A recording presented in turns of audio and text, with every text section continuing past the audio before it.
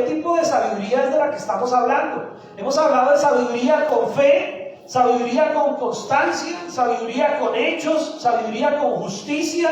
Y hace 8 días tuvimos un mensaje que se llamaba sabiduría de lo alto. La sabiduría que viene de Dios, la que no es ni animal, ni terrenal, ni diabólica. Porque lo que entendimos, y espero que ustedes estén de acuerdo conmigo, y si no, ahí está en el internet para que lo vuelva a buscar y lo vuelva a repasar. La sabiduría de este mundo es diabólica. ¿Por qué? Porque nos hace creer, nos hace pensar que nos merecemos el cielo. Nos hace pensar que somos muy bellas personas, muy buena gente, tan lindo, tan amable, tan buena persona ella, tan buena persona él, y se nos olvida que no hay entrada al cielo, no hay entrada a la eternidad, sino es a través de Cristo Jesús. Y la sabiduría que viene de lo alto nos recuerda que por bonitas personas que parezcamos, que por buena gente que nos comportemos, necesitamos ser transformados, renovados, necesitamos nacer de nuevo, necesitamos que esa naturaleza pecaminosa sea cambiada por una naturaleza conforme a la imagen de Dios. Amén. Y entonces esa es la sabiduría que viene de lo alto. Es una sabiduría hermosa y maravillosa. Y hoy continuamos con un mensaje llamado sabiduría con humildad. Muy bien, para los que ya han mirado su boletín y han estado atentos, que ya el pastor va a hablar de humildad. Venga, yo me leo todo Santiago y voy un paso adelante del pastor, para que cuando él predique yo diga, ya sé de qué está hablando. Ya sé, yo sé de qué está hablando. Eso es bonito. Mis hermanos, espero hagan esa tarea. Santiago capítulo 4. Santiago capítulo 4. Vamos a empezar ahí desde el versículo número 1. Leímos el capítulo 3 hace un rato como una manera de estar en ese enlace, de no perder el ritmo y de recordar que la sabiduría de lo alto es como pura, maravillosamente pura, es una sabiduría hermosa, preciosa, no tiene mancha. La sabiduría que viene de Dios es pura. Y dentro de esa pureza, de esa sabiduría, habla de la mansedumbre, de la humildad. Y vamos a mirar cómo Santiago 4 nos lleva a ese entendimiento. Versículo 1 de Santiago 4 dice: ¿de dónde vienen las guerras y los pleitos entre vosotros? Es una pregunta. ¿De dónde viene? También lo podemos cambiar y decir cuál es la razón, cuál es la forma de por qué el ser humano, por qué entre nosotros hay también pleitos, por qué hay guerras. ¿Por qué hay tanta violencia? ¿Por qué hay tanta maldad en el mundo? ¿Por qué la gente se odia? ¿Por qué no se dan la mano? ¿Por qué no pueden estar en armonía? ¿Por qué una nación le decreta la guerra a otra nación? ¿Por qué hay tantos pleitos? ¿Por qué hay tantas guerras? ¿Qué es lo que causa las disputas, las peleas entre nosotros? Y dice: ¿no es de vuestras pasiones las cuales combaten en vuestros miembros? La Nueva Traducción Viviente dice: ¿acaso no surgen de los malos deseos que combaten en su interior? Los problemas de este mundo que vemos en las noticias, que salen de pronto en el internet, que muestra a veces la televisión, uno dice: uy, es que sí, que hay gente terrible, pero resulta que esos problemas a gran escala, a nivel mundial, son los mismos problemas que podemos tener en nuestra propia casa. Son las mismas guerras que pueden ocurrir entre un hermano y una hermana, entre una familia y otra familia, entre un vecino y otro vecino, porque el problema no es un problema externo, el problema es un problema en nuestro interior, en nuestro corazón. Dice: ¿de dónde? Luego no surgen de los malos deseos que combaten en su interior. Y el versículo 2 dice: codicias y no tenéis. Uno de los grandes problemas de la sociedad y de nosotros como seres humanos es la codicia, la avaricia. ¿Qué es ser codicioso? ¿Qué es ser avaricioso? ¿Qué es ser esa persona que todo el tiempo está mirando a ver cómo obtiene lo que no tiene? Y como la codicia y la avaricia empiezan a envolver el corazón del ser humano, entonces buscamos la manera más rápida para conseguir lo que queremos. Y no solamente es en términos materiales o en términos de dinero. A veces una gente codicia la felicidad que otra persona tiene, pero no la busca de la manera correcta. No la busca de la forma que debe ser buscada. Entonces dice: codicias y no tenéis, matáis y ardéis de envidia y no podéis alcanzar, combatís y lucháis, pero no tenéis lo que deseáis porque no pedís. Y suena muy español esto, ¿no? Suena muy codiciáis, pensáis, ¿verdad? Entonces yo lo voy a leer en la Nueva Traducción Viviente, que nos habla en un español mucho más latinoamericano, mucho más claro. La Nueva Traducción Viviente dice, desean lo que no tienen. Entonces, traman y hasta matan para conseguirlo. ¿Sí? Ahí ya lo tenemos más claro. Envidian lo que otros tienen, pero no pueden obtenerlo. Por eso luchan y les hacen la guerra para quitárselo. Sin embargo, no tienen lo que desean porque no se lo piden a Dios. La gran cantidad de problemas que gobiernan este mundo es porque nuestro corazón está corrompido y siempre queremos lo que otro tiene.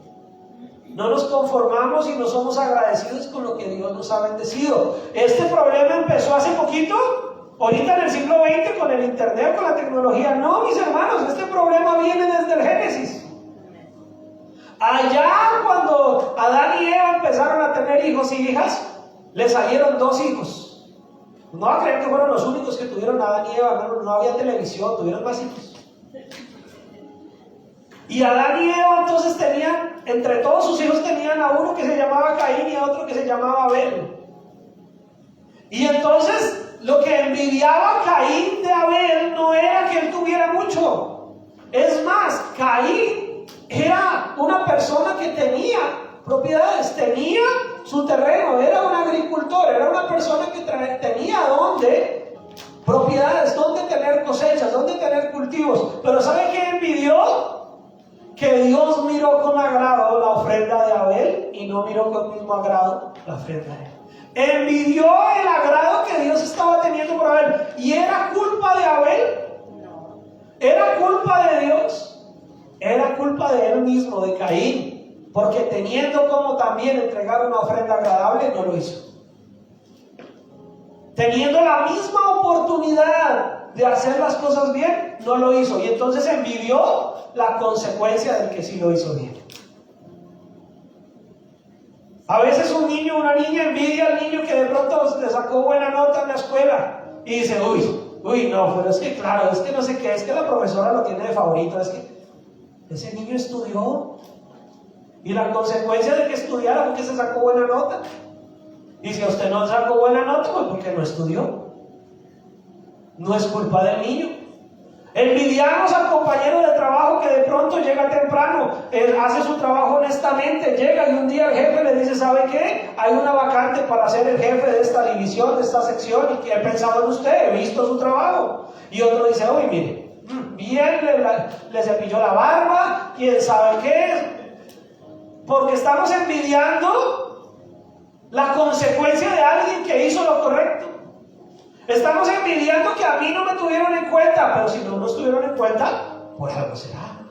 Ahora, ¿hay injusticias en este mundo? Claro que sí. Hay gente que sí se gana de pronto el favor del jefe o el favor del profesor con cosas injustas, pero ni aún así debemos envidiar, porque entonces decimos, gracias a Dios, lo que tengo no ha sido porque yo esté haciendo cosas incorrectas, ni buscando el favor de las personas, porque me interesa buscar el favor de ¿qué? De Dios.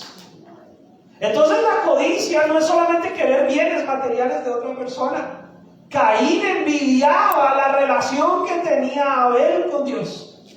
Pero ¿acaso era que Dios no podía o no quería tener la misma relación con Caín? Claro que sí. ¿Quién era el que no quería tener una buena relación con Dios? El mismo Caín. Y entonces Caín envidiaba la relación, envidiaba que Abel, oiga, ¿por qué Abel sí trae esa ofrenda tan bonita y yo traje ahí lo que alcancé? En lugar de más bien decir, oiga, creo que no traje la ofrenda correcta, voy a traer y voy a escoger mejor y voy a seguir el ejemplo de aquellos que lo están haciendo. Voy a entregarle a Dios lo que Dios se merece de mi vida. No estoy hablando de los diezmos y las ofrendas. La ofrenda de Abel no era por lo que entregó, era porque su corazón amaba a Dios. Es como lo que les decía hace un instante atrás cuando íbamos a alabar al Señor y a cantar. ¿Qué has traído en tu corazón para el Señor? ¿Con qué intención cantó? ¿Con qué ganas cantó? Pero si le suena por ahí entre semanas esa canción que le hace mover el esqueleto, de pronto la escucha hasta los vecinos de 3 cuadras atrás. Pero aquí de pronto la canción, está bien, no importa. Es para Dios, Él sabe.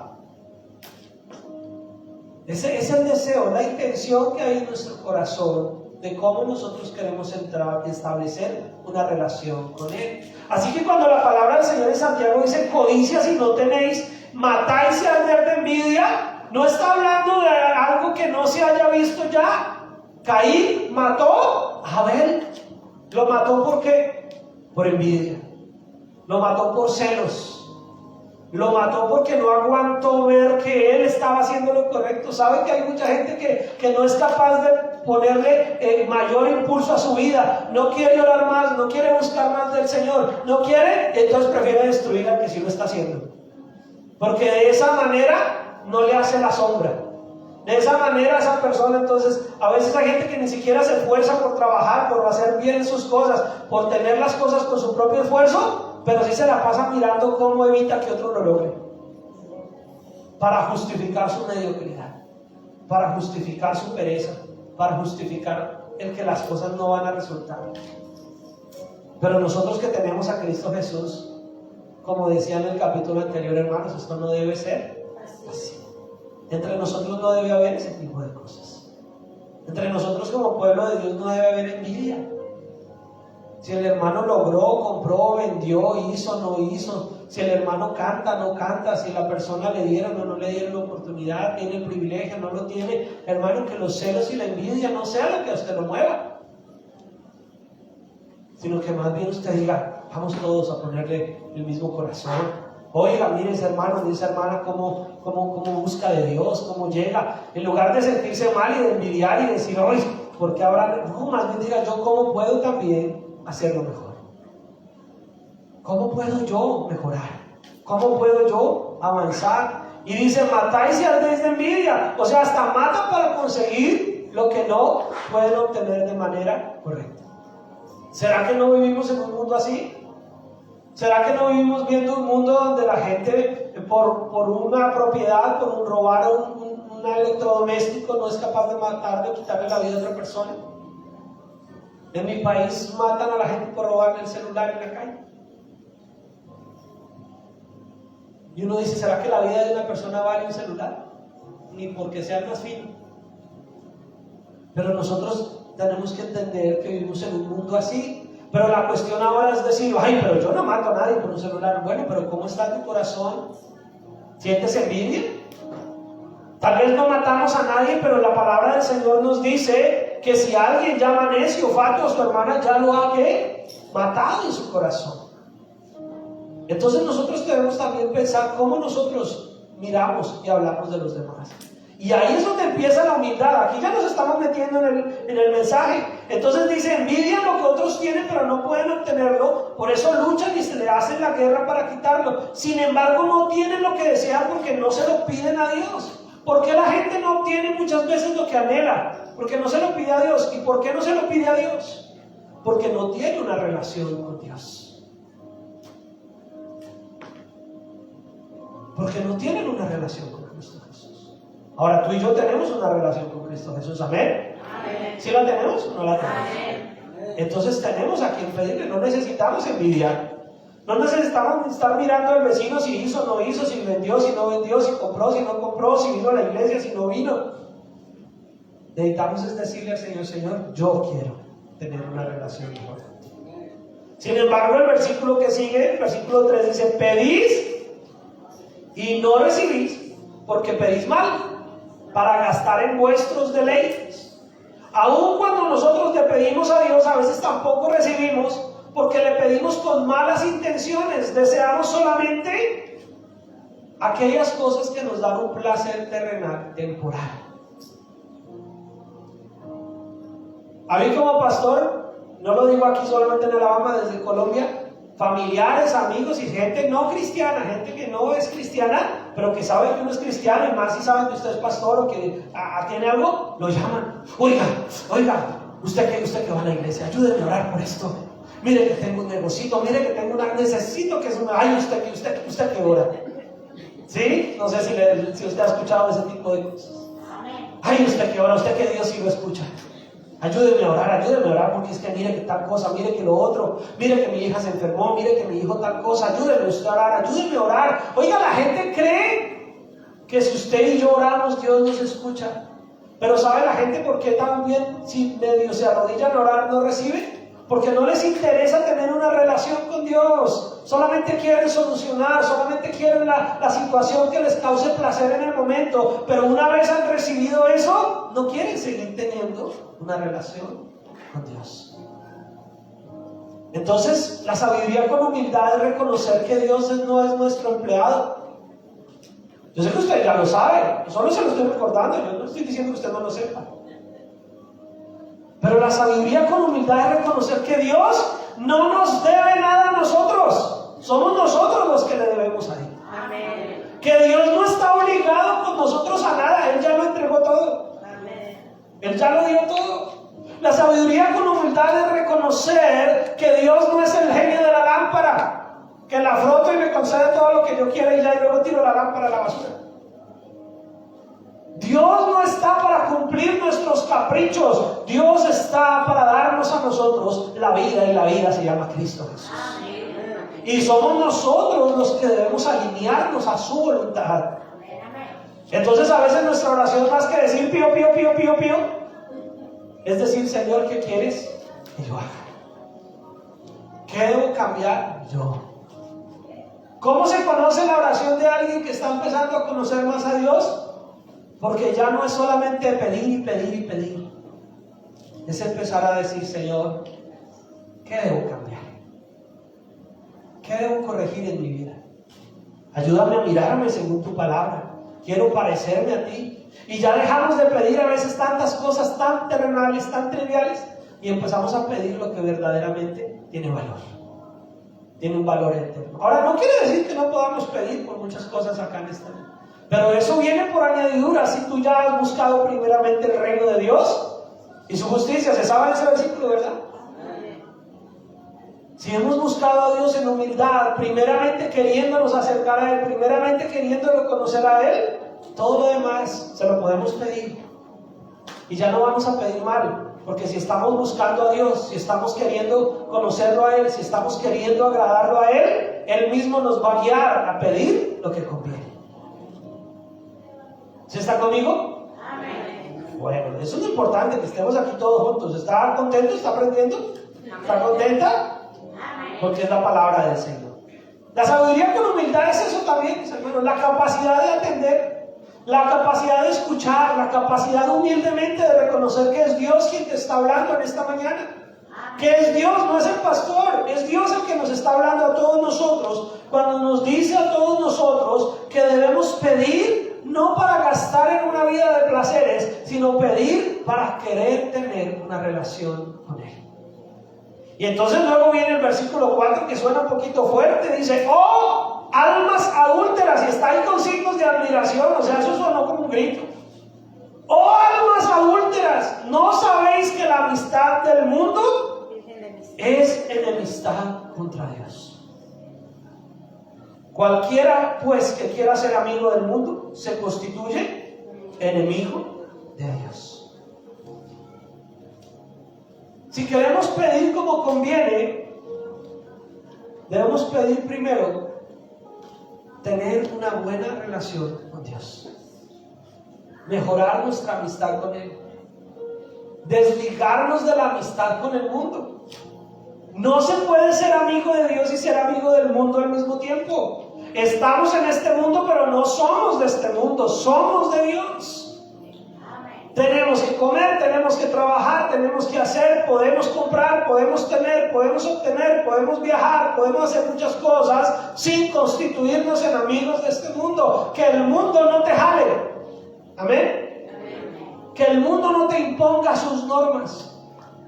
Que el mundo no sea la forma en que tú mides el éxito. Que el mundo no sea el que te dice si estás siendo o no estás siendo una persona correcta o no. Que sea Dios y que sea su palabra la que te impulse a saber si estás o no en el camino correcto. Y entonces dice la palabra del Señor, oh adúlteros, almas adúlteras. ¿Por qué utilizas el término del Señor? Porque el adulterio es la infidelidad. Para los que no saben, el adulterio es la infidelidad. Cuando una persona casada engaña a su esposo o su esposa con otra persona, eso se le llama adulterio. El adulterio es tener una relación de infidelidad con alguien que no es su pareja, que no es su esposo o su esposa.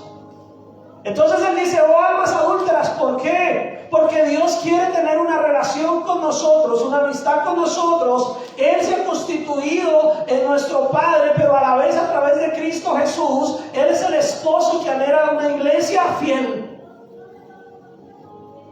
Cuando Él dice, oh almas adúlteras, quiere decir, oh almas infieles. Porque queremos de Dios, pero queremos del mundo. ¿Se entiende el concepto? Queremos de Dios, pero también quiero del mundo. Quiero la alabanza de Dios, pero también quiero la música del mundo. Quiero adorar al Señor, pero también quiero estar en el baile. Quiero que Dios me bendiga, pero también quiero por allá que el de pronto el del brujo me lea las cartas a ver cómo me va a ir. Queremos de Dios, pero también queremos del mundo. Y a eso se le llama infidelidad. Y Dios es fiel. Y Él quiere una iglesia fiel. Entonces por eso el Señor dice, ¿no sabéis? ¿No se dan cuenta que la amistad con el mundo nos convierte en enemigos de Dios? No podemos agradar al mundo y agradar a Dios. No puedes con un hombro estar sanjuaneándote o bailanteándote con el mundo y con el otro querer adorar a Dios. No puedes con una mano querer bendecir y ayudar y con la otra querer maldecir y querer lastimar. No podemos, tenemos que encontrar un único camino y ese camino se llama Cristo. Él dijo, yo soy el camino. Yo soy la verdad. Lo repito, dice la Nueva Traducción Viviente. Póngalo ahí para que no piense que soy yo el que lo dice, Iván. Santiago 4:4 dice, adúlteros, ¿no se dan cuenta de que la amistad con el mundo los convierte en enemigos de Dios? Y dice, lo repito, si alguien quiere ser amigo del mundo, se hace enemigo de Dios. Y soy el pastor acá y con temor y temblor a veces digo estas cosas, mis hermanos. Pero podemos estar aquí en la banca de la iglesia todos los domingos. Pero si estamos siendo amigos del mundo, nos constituimos en enemigos de Dios.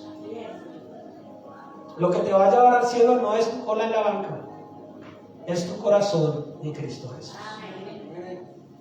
Pero nos congregamos por amor a Él y nos reunimos en Él. Entonces dice el versículo 5, ¿o pensáis que la Escritura dice en vano? El Espíritu que Él ha hecho morar en nosotros nos anhela celosamente. Santiago está diciendo, oiga, no piensen que la Escritura, la palabra de Dios no significa nada, mis hermanos. Dele valor a lo que usted mismo lee, tal vez en su casa. Dele valor a la palabra de Dios que escucha en este lugar. Dele valor a la Escritura, porque la Escritura no miente y la Escritura no dice en vano que ellas son, la palabra de Dios, son las que dicen que Dios desea fervientemente que el Espíritu que puso dentro de nosotros le sea fiel. Dios nos anhela celosamente. ¿Qué esposo, qué esposa quiere que le sean infiel? Dice, ay, ojalá me sean infiel. Ojalá me pongan los cachos, dice algún hombre de pronto. Ay, ojalá, quiero ser el cornudo. ¿Quién anhela eso? Al contrario, no hay un celo normal, natural, de guardar, de cuidar su hogar, de cuidar su pareja. Y el Señor también nos anhela celosamente. Él también desea que nosotros le seamos fieles. El Señor nos ha escogido, nos ha guardado y nos tiene usted en este lugar porque le ama. Porque quiere tener una relación contigo. Porque quiere que la bendición que tú anhelas y lo que tú deseas venga de su mano. Venga de su presencia. Versículo 6 dice, pero Él da mayor gracia.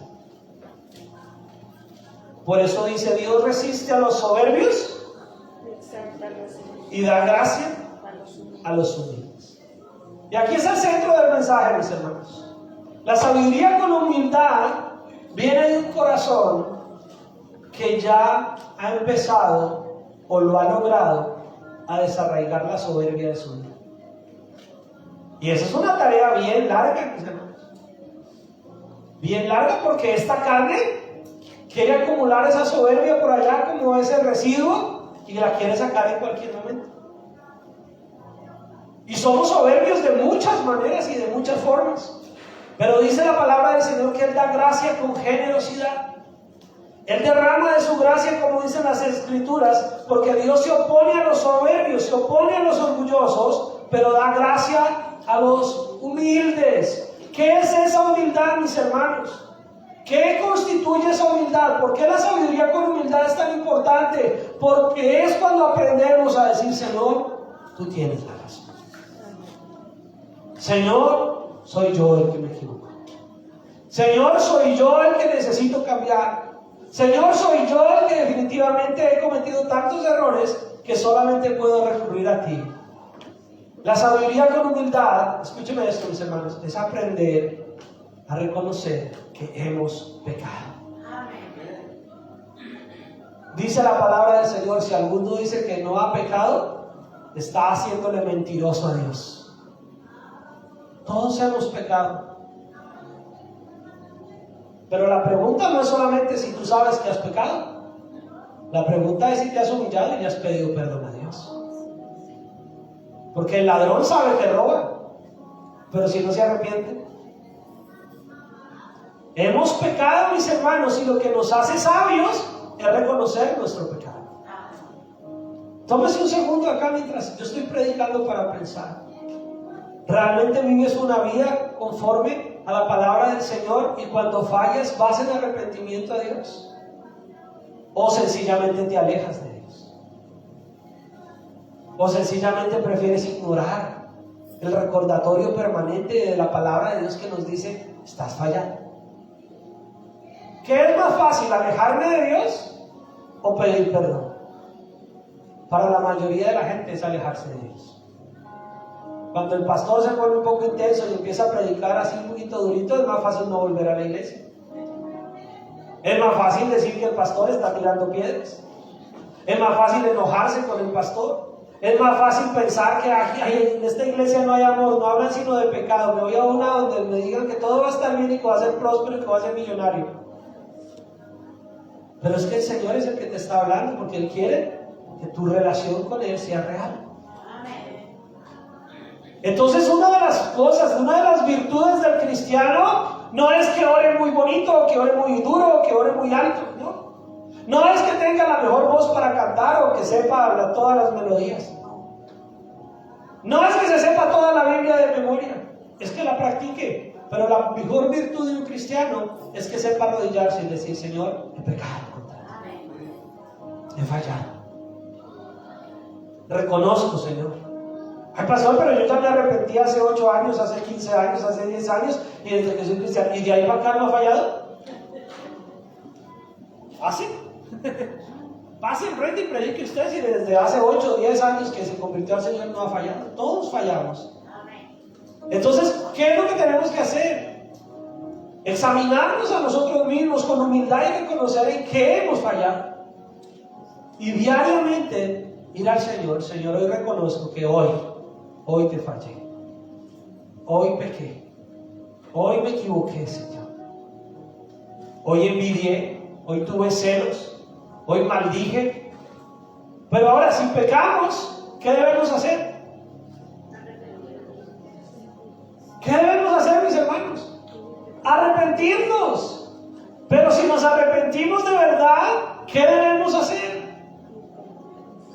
No seguir cometiendo el mismo pecado. Porque si nos arrepentimos de corazón sincero, lo que no queremos es seguir en esa misma condición. Y el Señor le decía a la gente que se acercaba a Él: ve y no peques más. El que antes robaba, no robe más. El que antes mentía, no mienta más. ¿Hay perdón? Sí lo hay, mis hermanos. La buena noticia es que la sabiduría con humildad nos lleva al camino de la reconciliación, nos lleva al camino del perdón, nos lleva al camino de los brazos abiertos de Dios, porque Dios no va a rechazar a aquel que realmente reconoce su pecado. Pero dice la palabra del Señor que Dios resiste a ¿quién? a los soberbios. Y déjenme decirle, mis hermanos, y casi que me voy a tapar así la cara porque me avergüenza de pensar que usted diga, me miró a mí. No se trata de usted. Pero en mi vida como pastor, en mi vida como cristiano, he conocido a muchos cristianos que saben mucho, que tienen mucho conocimiento, pero que ese conocimiento lo ha llevado a un nivel de soberbia que ya nunca tiene que arrepentirse. Nunca se equivoca. Todo lo sabe, todo lo entiende, todo lo conoce, y se siente en la capacidad de mirar a todo el mundo como inferiores. Y déjeme decirles, no hay tal cosa. Todos necesitamos saber que si estamos en este mundo, estamos expuestos a una carne. Y dijo el apóstol Pablo, lo que no quiero hacer, eso hago. Y lo que quiero hacer, eso sí no hago. Miserable de mí, ¿quién me librará de este cuerpo de muerte? Entonces una vida de humildad es reconocer que no solamente fallamos, sino que seguimos expuestos. Que no puedo sentirme el Superman o la Superwoman. Que no puedo sentirme ya el infalible, que nunca fallo, que nunca peco, que nunca cometo errores. Yo ya me las sé todas, pastor. Y con tristeza en mi corazón, ni siquiera lo digo porque me alegre que les pase, no, al contrario, me da tristeza en mi corazón. Pero he visto pasar alrededor de mi vida mucha gente que antes como que, ahí va bien, algún día va a llegar a mi nivel. Y después los veo desplomarse de ese altar que se hicieron a ellos mismos. Porque no se trata de una competencia, no son celos, no son envidias. Acuérdense lo que ya le dije. Pero sí un corazón humilde. Vuelvo y hago la pregunta. ¿Reconoces tu pecado? ¿O sigues haciéndote el de las gafas, decimos en mi país? Sigue conmigo, eso no es conmigo. ¿O reconoces tu pecado? ¿Sabes qué te acusa hoy en tu corazón? ¿Eres entendible de saber hoy qué es lo que Dios quiere que te arrepientas? Hoy, no mañana ni ayer, hoy. ¿Entiendes que tal vez estás viviendo o haciendo cosas que no agradan a Dios, aunque estás tratando, estás caminando, estás viniendo a la iglesia, pero tal vez hay cosas que no has dejado, o no has reconocido, o no le has pedido perdón al Señor? Pensamientos, palabras, acciones. Dios nos está hablando hoy a todos, mis hermanos. Pero vivir sabiamente es reconocer que Dios se va a resistir. ¿Qué significa que Dios se resista a los soberbios, mis hermanos? Eso es más duro de leer de lo que usted se imagina. Quiere decir que si un soberbio se acerca a Dios solo a pedirle cosas, necesito que me hagas eso. Resistirse es como siga ahí. Pero dice que Dios da que gracia a los humildes. Y la gracia, otra forma de hablar de la gracia, es el favor de Dios. Cuando la gente se acerca con humildad al Señor, cuando la gente reconoce su pecado, cuando la gente se acerca y reconoce que necesita el perdón de Dios, que es Dios el único que puede darle, el único que puede proveerle, Dios derrama de su gracia y el favor de Dios viene sobre aquel que se acerca a Él con humildad. Hoy estoy haciendo varias preguntas. ¿Quieres el favor de Dios en tu vida? ¿Quieres la gracia de Dios en tu vida? Yo también la quiero. Entonces acerquémonos en humildad. Acerquémonos en humildad al Señor. Y dice el versículo 7: someteos pues a Dios. Ay, mis hermanos, someter, esa palabra tan fea, ¿verdad? Las mujeres quisieran borrar esa parte de la Biblia donde dice que se sometan a sus maridos. Pastor, siglo XXI, ¿de qué está hablando? Pero los hombres también quieren borrar de la Biblia esa parte donde dice que nos sometamos a Cristo, que Él es la cabeza, y nosotros, si somos la cabeza del hogar, debemos someternos a Él.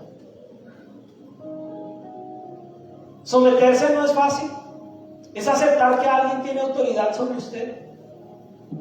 Someterse no es fácil, es reconocer que usted no está en la punta de la montañita, en la punta de la corona. Es reconocer que hay alguien sobre usted. Someternos a Dios implica entender que Él tiene autoridad sobre tu vida, que Él tiene autoridad sobre tus decisiones. Que someternos a Dios es tal vez no tomar tantas decisiones a la ligera, sino decir, vamos a orar y vamos a poner estas decisiones en las manos de Dios. Someternos a Dios implica que muchas veces lo que queremos, tal vez lo anhelamos tanto, pero no le hemos dicho a Dios, Señor, esto me conviene. Esto es lo que yo quiero, o lo que mi carne quiere, o lo que tú quieres.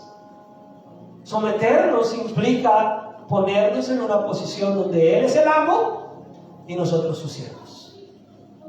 Pero mientras tú sigas siendo el amo de tu vida, y yo mando y yo dirijo y a mí no me interesa lo que diga Dios, pues no te estás sometiendo a Dios. Pero ¿qué dice la palabra? Someteos pues a Dios. Resistir a quién es el que tenemos que resistir. Ay, no lo mencione, pastor. Resistir al diablo y él huirá de vosotros. Y huirá de vosotros. No tenemos que zapatear contra el diablo, mis hermanos. Perdónenme que tome este ejemplo. Yo sé que muchos de ustedes vienen también como yo crecí en eso, donde nos enseñaron una supuesta guerra espiritual. Y había que pararnos y empezar a zapatear y pisotear al diablo. Usted no tiene que pisotear al diablo, mis hermanos. Usted tiene que no pecar. Usted tiene que resistir la guerra espiritual contra Satanás. En los mismos ángeles, el mismo arcángel dijo, solamente hasta que el Señor diga, ni el ángel se atreve. Usted y yo no tenemos que hacer una pelea física contra el diablo. Nosotros tenemos que resistirlo. Y la forma de resistir al diablo, se lo digo de esta manera, no prestarle atención. No dejar que su tentación, que su influencia entre a nuestra vida. No dejar que su influencia nos contamine. Porque si usted se somete a Dios, ¿le presta atención a quién? Le voy a poner un ejemplo, porque los noto hoy como, no sé, ¿trasnocharon? Les voy a poner un ejemplo. ¿Alguna vez le ha hablado a sus hijos mientras están viendo televisión o viendo el celular o jugando videojuegos? Y usted de pronto como papá o como mamá les está dando la instrucción, les está diciendo algo y el hijo le hace, ajá. Pero después usted se quiere asegurar y resulta que no le prestó ni 5 de atención. Ay, mamá, si me estabas hablando, yo, sí, papá, sí, sí, pero ay, es que yo estaba aquí pendiente del juego. Estaba pendiente de a mí me pasa como adulto. Si yo me concentro viendo algo y me hablan, a veces escucho ruido, pero estoy concentrado en el estoy. ¿Es verdad o no es verdad? Pero como padre no se enoja, ¿verdad? Ay, pero si le estoy hablando, apague eso que le estoy diciendo. Porque queremos que nos preste ¿qué? Ahora, el asunto es simple. Si le estamos prestando atención al televisor, si nuestros hijos le están prestando atención al televisor o al videojuego o al celular y no nos están prestando atención a nosotros, no van a entender la instrucción. No van a recibir toda la información, ¿verdad?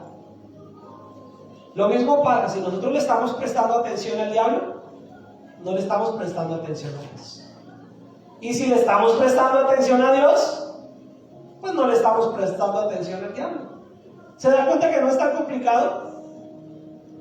Si tú le prestas atención a Dios, el diablo podrá decir todo lo que quiera a usted. ¿Qué? Estoy aquí, estoy concentrado con el Señor. Estoy prestándole atención a Dios, estoy concentrado con la palabra. Pero si estamos prestándole atención al mundo, si estamos prestándole atención al diablo, ¿a quién es al que no le estás prestando atención? A Dios. Y Dios te está hablando. Entonces, en otras palabras, como usted como papá le dice a su hijo, apágame ese televisor que le voy a hablar, apague ese celular que le voy a hablar, Dios también te está diciendo, apáguele la atención al diablo, apáguele la atención al mundo y préstame atención a mí. ¿Quieres resistir al diablo? Préstale atención a Dios. Atiende la voz de Dios. Mira que no es tan difícil, ¿verdad? Someteos a Dios es préstale atención a Dios y no le preste atención al diablo. ¿Y qué va a hacer el diablo cuando ve que usted no le está prestando atención? No va a insistir más con usted, va a buscar uno que le preste atención. ¿Se me va a entender? Amén. Resistir al diablo no es pararnos de cabeza contra él.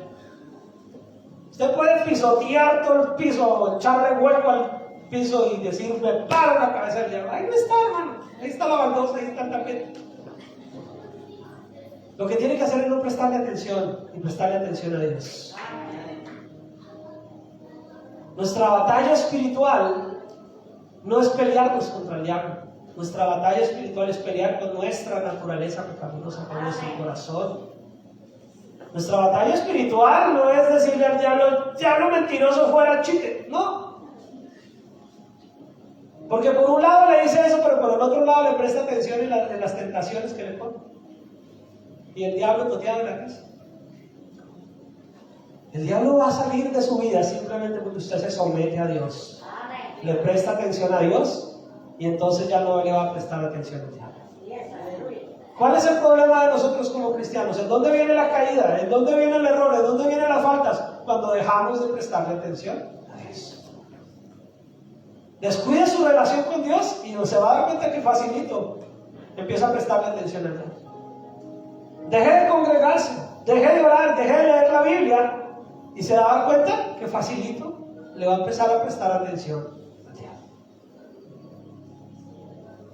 No es tan complicado, mis hermanos, pero se requiere humildad para hacerlo.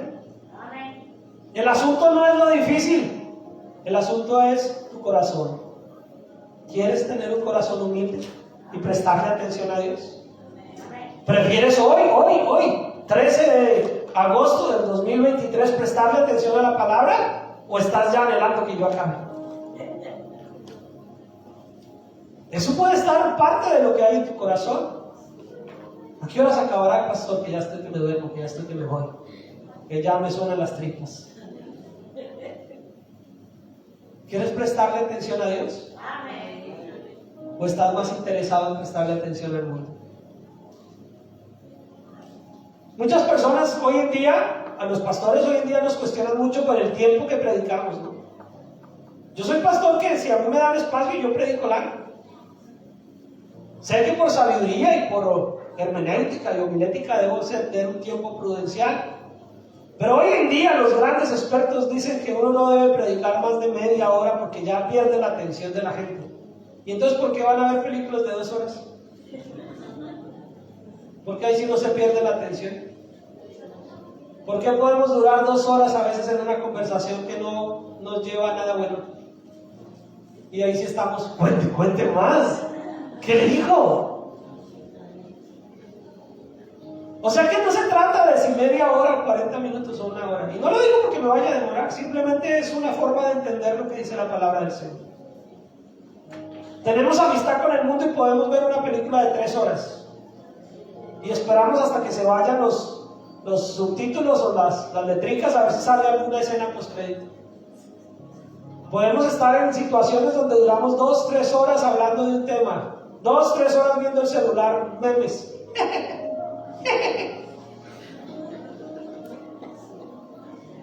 Y resulta que media hora de predicación, ay no, qué duro, pastor.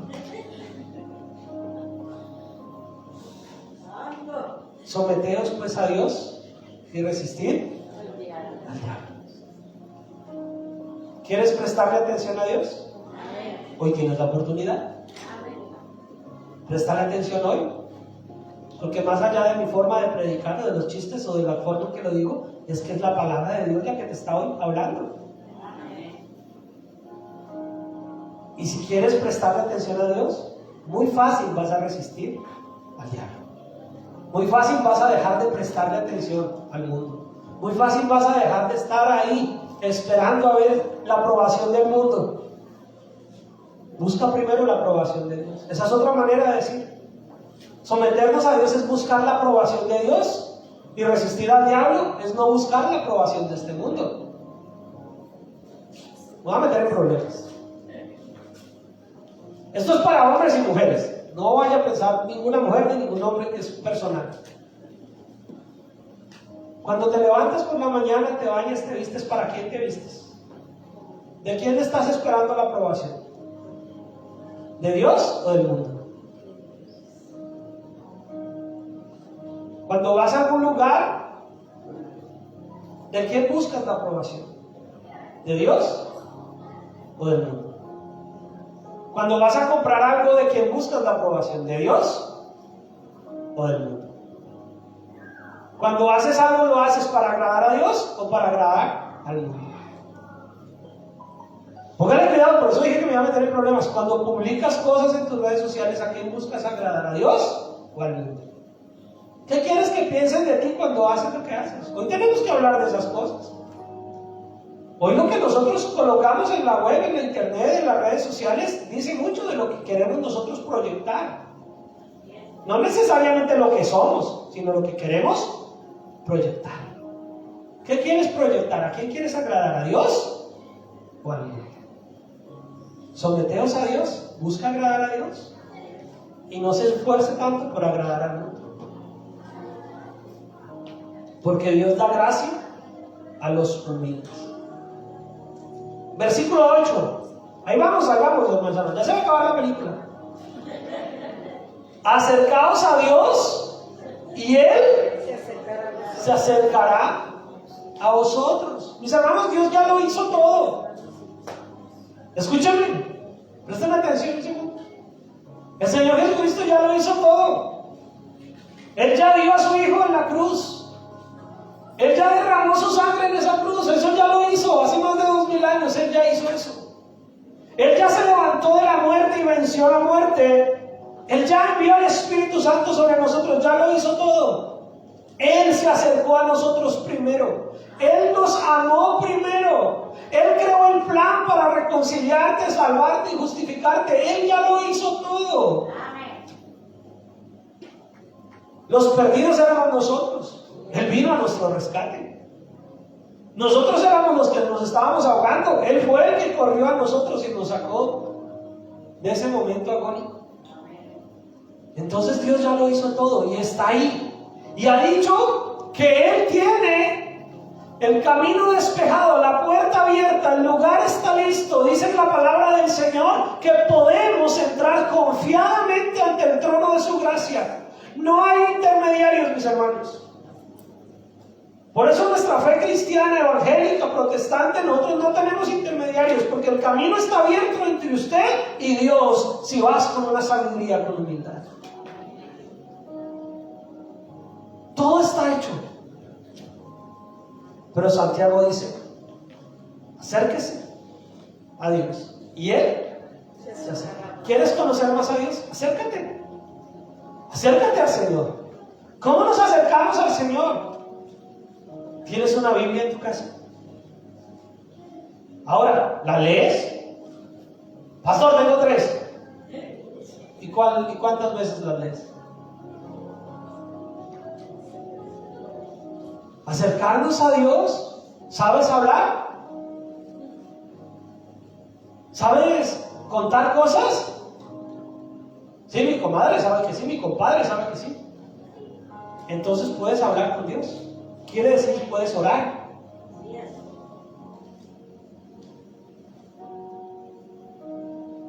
Dios solamente nos está diciendo, el que quiera de mí, más, acérquese. Acercaos a Dios y Él se acercará a vosotros. Y dice, pecadores, nos está hablando a nosotros, hermano. Limpiad las manos y vosotros los de doble ánimo purificad vuestros corazones. Acérquense a Dios y Dios se acercará a ustedes. Lávense las manos, pecadores, purifiquen su corazón, porque su lealtad está dividida entre Dios y el mundo. A eso se refieren los de doble ánimo, que su lealtad, su fidelidad está dividida entre Dios y el mundo. Pero Dios no nos está echando, Dios no nos está castigando inmediatamente, nos está diciendo, acérquese. Los de doble ánimo, los que tienen su fidelidad dividida, acérquese, arreglen el asunto, vengan, vamos, sí se puede, es el momento, es la oportunidad, hoy es el día de tu salvación. Hoy es el día para que nosotros hagamos las cosas bien. Y este versículo 9 que vamos a leer es aún un poquito más complejo, porque dice, afligíos y lamentad y llorad. Vuestra risa se convierta en ¿qué? ¿Y vuestro gozo qué? En tristeza. Hay un salmo y hay otros versículos que dicen que nuestro llanto se convertirá en gozo. Pero es cuando hemos pasado primero por esta etapa. Porque ¿saben qué es lo que dice? Dice, derramen lágrimas por lo que han hecho. Escúchame esto que le voy a decir, hermano, hermana. Porque es Dios hoy el que nos está hablando. Si reconoces que has pecado, que has fallado, arrepiéntete, pero que te duela. Llora, gime, humíllate ante el Señor. Derrama lágrimas por lo que has hecho, porque el pecado nos aleja de Dios. Porque el pecado no es parte de la vida del cristiano cuando ya hemos sido perdonados. Pero si hemos pecado, que haya un lamento, un profundo dolor, que haya llanto en lugar de risa, y tristeza en lugar de alegría, de que reconocemos que mi pecado ofende a Dios. Que mi pecado mancha la sangre que era derramada, pisotea la sangre que era derramada por nosotros. Entonces el Señor nos invita al arrepentimiento. Versículo 10. Humillaos delante del Señor y Él. ¿Será que Dios quiere que tú te humilles para mantenerte oprimido, arrinconado, derrotado, entristecido? No. Humíllate porque hemos fallado, porque hemos pecado. Arrepiéntete de tu pecado, arrepiéntete de tu maldad. Que te duela de verdad. Que de verdad digamos, oiga, no he debido hacer esto, no lo vuelvo a hacer, Señor, perdóname, me duele saber que mi pecado dañó nuestra relación. Pero el que se humilla con sinceridad, dice la palabra del Señor, que Él lo exaltará, Él nos levantará. Y ahí sí Él convertirá nuestra tristeza, nuestro lamento, en gozo. Y miren lo que termina el versículo 11 y 12. Hermanos, no murmuréis los unos de los otros. Parte de la sabiduría con humildad, mis hermanos, es que no murmuremos los unos de los otros. No estamos mirando al vecino a ver si él sí se arrepintió y si mi vecino se arrepiente, yo me arrepiento. Ay, pero ¿cómo yo me arrepentí? Mi esposo o mi esposa no. Pues es personal. Usted haga lo suyo. Usted haga su parte. Ay, pero es que fulanito, fulanita me ofendió y yo sí me arrepentí, yo sí le pedí perdón a Dios y esa persona no. Usted haga lo suyo. No se fije si los demás lo hicieron o no lo hicieron. Usted haga su parte. Hermanos míos, no murmuréis los unos de los otros. El que murmura del hermano y juzga a su hermano murmura de la ley y juzga la ley. Pero si tú juzgas la ley, no eres hacedor de la ley, sino juez. A nosotros nos corresponde obedecer, no hacer la función de jueces. ¿Amén? Amén. Uno solo es el dador de la ley, que puede salvar y perder. Pero tú, ¿quién eres para que juzgues a otro? Solamente Dios tiene el poder para salvar o destruir. Entonces, ¿qué derecho tenemos nosotros de juzgar al prójimo? Ahora, escúchame esto, porque mucha gente se escuda en eso. Ay, nadie tiene derecho a juzgarme. A mí que me juzga Dios. Oh, peor aún, porque Él sí tiene el poder. Y si Dios te va a juzgar y no te has arrepentido, ¿cuál crees que va a ser la respuesta? ¿Cuál crees que va a ser la consecuencia? Si es Dios el que es el juez y no te has arrepentido, ¿qué esperas que pase después? Cuando la palabra del Señor en Santiago nos invita a no juzgarnos los unos a los otros, es porque cada uno de nosotros debe mirarse a sí mismo y hacer su parte. Y lo que podemos es hacer oración con el hermano. Y si podemos ser de utilidad en la obra de Dios y exhortar a alguien que necesita arrepentirse, lo vamos a hacer conforme a la palabra del Señor, con amor en primer lugar y en secreto con esa persona. Y ir a esa persona y decirle, hermano, hermana, yo creo que estás fallando en esto. Pero ¿lo vamos a hacer para juzgarle y condenarlo y mandarlo al infierno? O lo vamos a hacer porque realmente nos interesa que esa persona se arrepienta y llegue al camino del Señor. Pero si no tenemos nada que decirle, entonces no juzguemos. Entonces más bien mirémonos a nosotros mismos, mirémonos a nosotros al espejo y digamos qué es lo que yo tengo que mejorar. Como pastor, cuando hago charlas en Colombia y ahora acá con parejas o con situaciones de hogar o las personas que se van a casar o cuando hay problemas domésticos o problemas, siempre es que él es el que tiene que cambiar. Es que ella es la que tiene que cambiar. Y la realidad es que juntos tienen que cambiar. Él tiene que cambiar, ella tiene que cambiar. Pero antes de decir ella tiene que cambiar o él tiene que cambiar, yo tengo que cambiar. Yo he dado consejerías de pareja donde sí, tal vez el hombre ha fallado o ha hecho cosas y todo, o la mujer ha fallado o ha hecho cosas, qué sé yo. Dígale, pastor, él es el que tiene que cambiar.